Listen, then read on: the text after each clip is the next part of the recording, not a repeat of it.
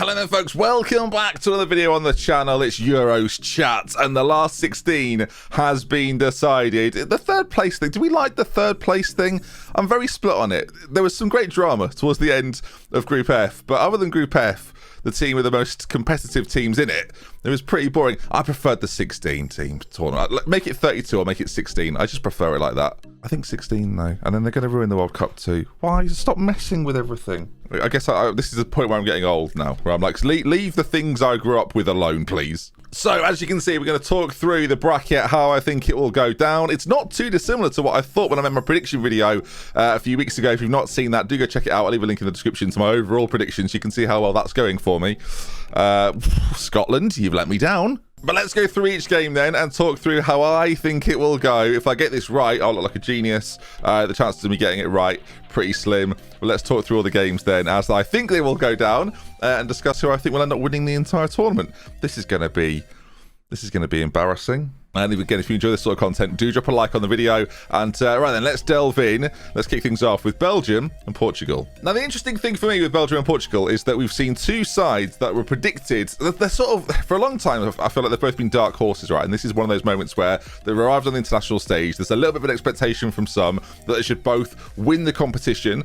But there's still definitely issues, I feel like. There's still fragility with both of these sides, right? Whether it be Belgium's defensive system and whether they're still good enough basically to compete at the top level of international football. And with Portugal, there's still these sort of unknowns. I think they've won a tournament recently. They're the holders of the competition, but there's still sort of, for some reason, there's still question marks over Ronaldo and whether a system built to his preferences would be better or worse, and whether they're doing that enough. And they've almost got too many good players in midfield. Like we've just seen a situation where Bruno Fernandes has come off the bench in a crucial game that you'd think he must be starting in. So there clearly is their situation with the Portuguese side where they don't necessarily know their best 11 yet. I thought they would really struggle in that group. I thought they would finish with 3 points and not make it through. Of course, that's not quite what happened. I think the reality for me is this game comes down to the central midfield areas. Can Portugal stop Kevin De Bruyne, who is arguably the best player in the world right now? Like you would maybe argue.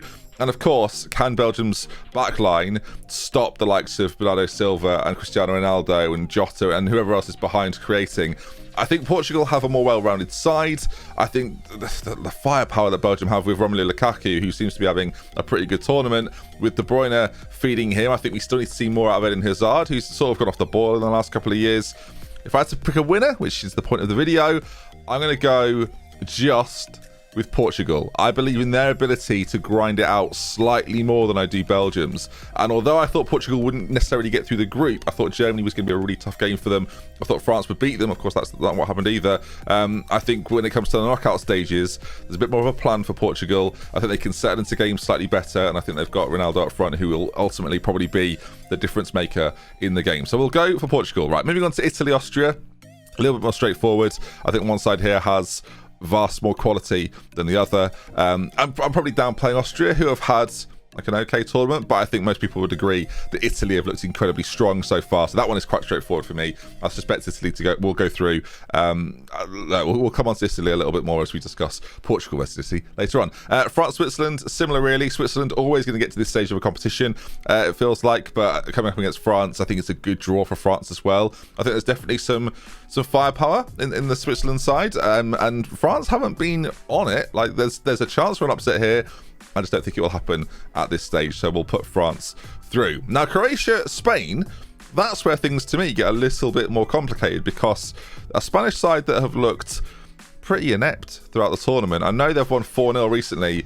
They've won 4-0, or 5-0 even, was it, in the end? They're supposed to win that game, right? That's sort of, when you look at that fixture, you go, yeah, Spain should be dominating. But in previous games against slightly tougher opposition, Sweden is the one for me that stands out.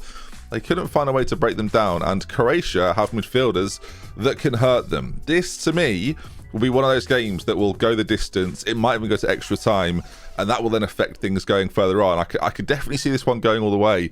I think Croatia have enough to cause Spain problems. I think Spain have overall more quality in their team, and I think when it comes down to it, that will probably be the difference maker. Croatia have had some really good tournaments previously. They know how to win at this stage as well. Like, I think getting through the group was routine for them, and there's an argument to say they're coming into form. Luka Modric ran the show against Scotland. Whether he can do that against Spain, I think it's going to be a little tougher when Spain will dominate the ball, and you're asking those Croatian midfielders to run a little bit more. The only time we've really seen them do that so far was against England, and even that was a very close game. I think Spain will dominate more, and that's you then leave Croatia with fewer chances to make an impact. So we'll put Spain through, and unconvincing Spain, I would say, but we'll put Spain through. It was Sweden, Ukraine. Now this is very similar to the Croatia-Spain game. It's a very tight game for me. I don't think there's an obvious winner in this one. I think Sweden have looked pretty good, actually. Defensively, look very strong. Isaac up front is constantly a threat, whereas Ukraine continually find ways to cause teams problems. Now, the reality is, if England get through against Germany, or Germany get through against England, those teams playing Sweden seems like a classic quarter-final knockout stage game in an international competition. But I'm going to upset the apple cart a little bit. I think there's a little something about this Ukraine side, and I actually like the Swedish team a lot. I like Isaac a lot. I like the guys behind him a lot as well. I just think Ukraine will edge it, and only just edge it. Like, again, I could see this, again, similar to the Croatia-Spain game, going a little longer. I'm sure I'll have different opinions on this, but I'm going to give it to Ukraine. I'm going to give it an extra time win or a penalty shootout win to Ukraine. Only just though. Oh, if that's the Swedish blowout, then I'm going to feel terrible. Okay, England, Germany. Well, we'll do a preview on this, talking more about England and talking more about Germany before their game next week. But let's predict it. This is what you're here for. I think by, again, some very slim margins, England will beat Germany. I think it's going to be close. I think Germany have looked fallible in this tournament, whereas England have looked pretty steady. I have concerns. We'll talk about those in another video. I have concerns, but I think England will get through Germany. The Netherlands versus the Czech Republic. Now, this is one of those games which seems straightforward, and then you analyze it, you look at the way that Schick's played. Obviously, as an England fan, I've seen a lot of the Czech Republic in this group, and it shouldn't be this tight, really. Like, the Netherlands side, in theory, have much better players. The centre-back partnerships look really good. Their central midfield look strong. Gini Wijnaldum's having a fantastic tournament right now. If they get more out of Malen and Depay, then the Dutch side can cause lots of problems. They could be in the final. Like, it's not that crazy to think, right? This lower side of the draw is a lot weaker than the top side. You look at those four sides, you're thinking, blimey, European powerhouses.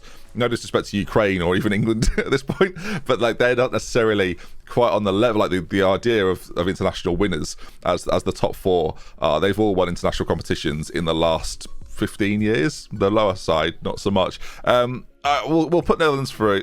I think it's going to be close. I think the Czech Republic have maybe had their finest moments, and that was that goal against Scotland that Schick scored that everyone loved. But I would expect the Dutch to go through. I think there's just more about them, basically. Again, I think it'll be a close game, but I think the Dutch will make it through. Wales, Denmark. This one is happening very soon. So let's see. Who do I think will get through in this one? You've got basically the team.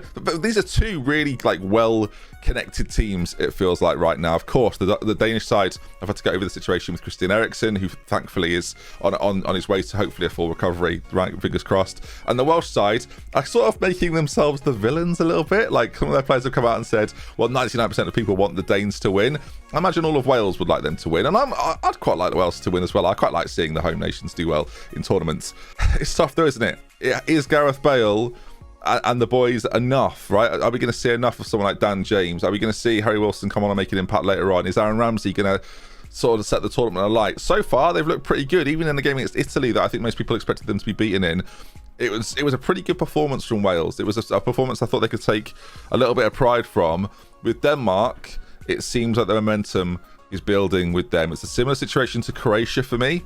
I think the difference here is that Denmark have more overall quality than Wales do.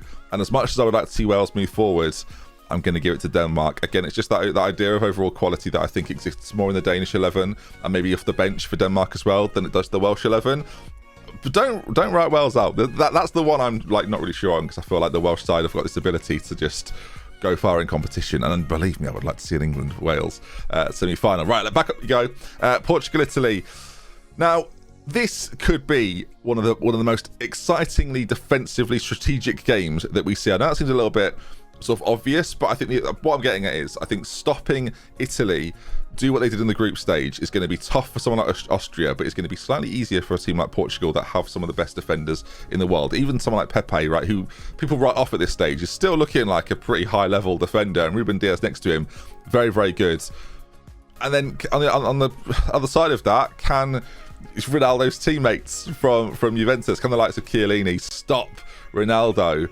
There's not many players that will know him better. Equally, Ronaldo will know them pretty well too.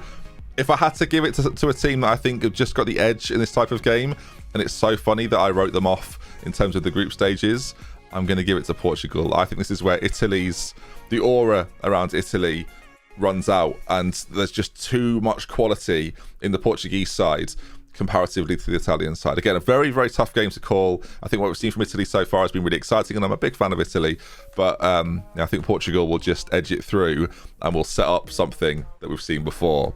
As France, Spain, I think that's an easy France progression for me. Again, I think Spain will squeak past Croatia. I think they'll be tired. I think they'll be leggy going into a French game where they will come off the back of quite a good win versus Switzerland, is my prediction. And the momentum that France will have. And you'll hear me say the word momentum a lot, because I think that is crucial in tournaments, especially in knockout stages, to carry that forward into like game on game. And sometimes you see teams win it through that. There's an argument to say that it happened in the league format when Leicester won the league. There was this momentum about them that it just sort of flows. And I think France, if they're going to win the competition, they kind of have to go through that. And I think they could pick it up. I think the win against Spain would be huge for them too. Spain will come to spoil against France, I think, and they will adopt their system of keeping the ball and making it difficult and trying to lock down that French attack, because to me that's where it's crucial, and locking down Paul Pogba is part of that, right? We talk about how I think that Spain will have to shut down the likes of Modric and Brozovic and Kovacic, whoever plays in the midfield for Croatia, right? But then doing that against the likes of Paul Pogba, who is having, in my mind, a fantastic tournament so far, that to me is a little bit more difficult, especially when you've got the attacking threats popping around as France do. Karim Benzema, I think, is having sort of an underrated tournament in linking things together and making things happen, and also getting on the score sheet now and again. That's going to be difficult for Spain to handle. So again, that's why I put France through. It's going to be a good game though. Ukraine-England. Now this is the classic moment for England. If England were to get through Germany, right, and that can go either way, that game, England-Germany. If England are to get through, they are going to, oh dearie me, they are going to have to, they have to overcoming Germany. I'm still not sort of, maybe, am I wrong on this now? We're going to stick with it. It'd be so England to beat Germany and then to falter, and it's a side like Ukraine that on paper they should be beating, right? And again, I think England-Germany will be a battle. I think Sweden-Ukraine will be a battle. You might see I think if this game, whatever this game here is, I think it's going to be an awful match. I think it's going to be a really leggy, tired game that will see England just about make it through, just about edge it through. And it's all about that game against Germany. Again, I'll talk about that more in another video. I think they'll just edge it though against Ukraine. I say just edge it. No, I think that'll be a Southgate sort of 2-0, comfortable 2-0 win. Player-wise, England should be dominating that Ukraine side. So let's a bit more confidence. Come on, the boys. It's coming home. Netherlands versus Denmark. I think, as much as I think the story of Italy runs out against Portugal, I think the story of Denmark probably runs out here as well. It's a little bit typical to say that the Netherlands will beat Denmark, because it's not a traditional, like, it's not a Netherlands side of like Seedorf and Bergkamp and all these other players that have been like so pivotal, like Wesley Sneijder being part of such good teams for the Dutch. It's not quite that team. There's still lots of question marks over it, and of course missing Van Dijk at the moment too. But I think, and I'm going to say it again, I think the momentum that the Dutch are carrying through these games will, I think there'll be a belief in the Dutch side that no one's really talking about right now. So I'm going to put them through against Denmark. I think for Denmark, that'll be a really good tournament. If you look at what happened in game 1 and their struggles they had in 2, right? And then to get out of the group, to get a win against Wales, I think to go out against the Dutch would not be, there's no disgrace in that. I think that's a good tournament for Denmark. A lot of people have Denmark as the dark horses, right? That could be, again, their momentum could be carrying them through past the Dutch. That should be a really good game. That could be like a 3-3 extra time penalty. I want games. I like it where there is games of jeopardy. I like it where it's all on the line late in games. So I'm hoping that'll produce the goods. Okay, Portugal versus France. We've seen it. We know what that looks like now. We know that the French are probably going to have the best of the game. We know that Portugal still have the firepower to cause problems. Of course, it was a penalty fest when they played the first time around. I think this comes down to a matter of strength and depth, right? And I think the French have more than Portugal. I think the Portugal depth is really good. I think about the players for Portugal we've seen very little of, and the fact that they're bringing Bruno Fernandes off a bench, right, and starting Renato Sanchez and things like this. I just think that France have a little bit more quality, and at this point in the tournament you're going to get suspensions, you're going to get injuries. France have already picked up a couple themselves already. I'd still give it to the French. I think if people look through that French squad, they look at it and think there are no weaknesses here. Even if they have injuries, their second 11 is very strong. If you look at the Portugal second 11, it's not quite as strong, and for that reason I'll put France through. And I realize now that this prediction that I'm making, this is not too so when I pre-tournament I made my predictions, and this is not that dissimilar to what I sort of I'd mapped out when I made my predictions in my first prediction video. And if you've seen that video, you will know that in the England-Dutch game, I think that England will win. I talk about the depth in the French and the Portuguese sides, and when you get to a semi-final, that's going to be important. I think England hold a lot more depth than the Dutch do, and that again could be absolutely crucial when it comes to a semi-final, when you're going to have suspensions. Again, you're going to have people, these teams are going to pick up injuries. I'd just give it to them. So that leads us to a France-England final, and I can't go against what I said a few weeks ago. And do you know what? Looking at about this now and talking through it with you now, I'm not that surprised that we're here again. This could very easily be Germany. This could very easily be the Dutch. But I think France, no matter who they play in a final, will win it. We will find out. We will see. It's going to be exciting. I'm sure you disagree. This looks very typical. I think there's not many shocks in there, but this is how I think it will go. I think maybe the shocks that people will maybe dispute is the Sweden one. I think people probably expect Sweden to go through there. It wouldn't be a huge surprise. I think Croatia beating Spain wouldn't be a massive shock, but this is what I'm going to put my reputation on. This is how I think it'll end up looking. It's very unlikely to look like this. I cannot predict the future. But leave your thoughts in the comment section down below. Drop a like if you enjoyed the video, and let's see then. Will France win it? But it's going to be tough. Do you know why? Because it's coming home. See you again soon.